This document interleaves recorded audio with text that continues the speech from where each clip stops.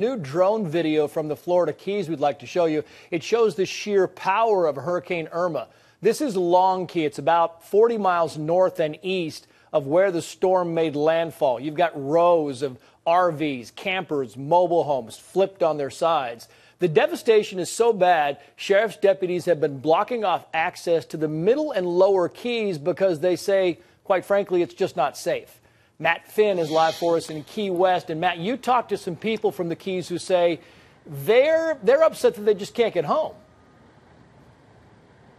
Yeah, Trace, like a tornado, Irma was hit or miss down here in the Keys. There's some places like Key West behind me where you could just get by with maybe water and limited supplies. The military has been handing out water and ice here all day long, a very hot commodity, hours and hours of lines of cars here. But then there's other places, say around Marathon, Florida, where authorities are blocking entire neighborhoods. They're just not letting people back in. They say there's no water, there's no electricity, there's no air conditioning, and all of that is a deadly combo. There's also not an open hospital here. There's limited medic supplies and limited medic teams. So it could be a deadly situation here like we saw up in Hollywood, Florida, where unfortunately elderly people passed away. Now, we talked to some people who say, look, we abided by the evacuation. The hurricane has been gone for days. It's time for us to get back into our homes and onto our properties so we can at least assess the damage. Authorities are saying we just cannot let you. It's too soon. It's too dangerous. We talked to some people at a roadblock today on Route 1, famous Route 1, and here's what they had to say. Most people want to just check and come back out. If they decide that they're not willing to stay on those situations, they can go back. But let the people that are willing to see, they have all the money invested in there. We've worked all our life. Next time, I'm not going anywhere. I don't care if I die. We don't even know what we have, and we can't even get in to see. Most of us, if there's nothing left or we can't fix it or repair it, at least we know. We can go back and figure it out. We can't do anything if we don't know. And that's the most frustrating part.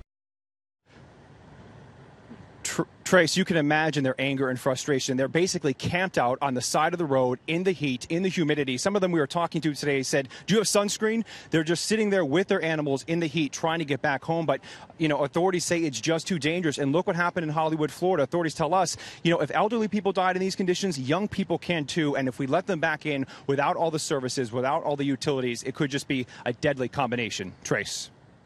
Yeah, and Matt, we were just talking to Mike Tobin. He's up in Naples, Florida, where he seems to indicate that the recovery effort there is pretty robust.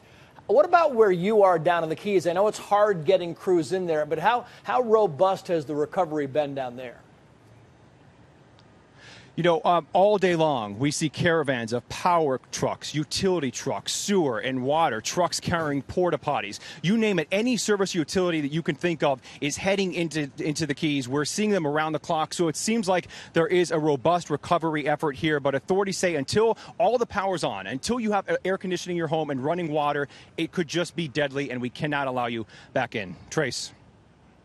And Matt, real quickly, I see the group behind you. Are they stopping cars as they go in, or is everybody allowed to kind of come and go as they want if the roads are stable enough to hold that traffic?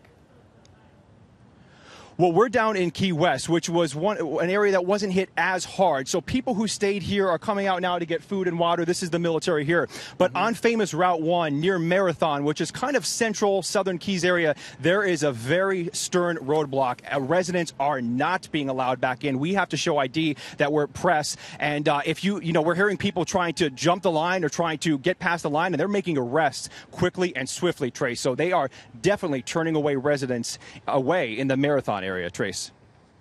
Yep, yeah, as they should. Matt Finn, live for us down in Key West. Nice job in there, Matt. Thank you.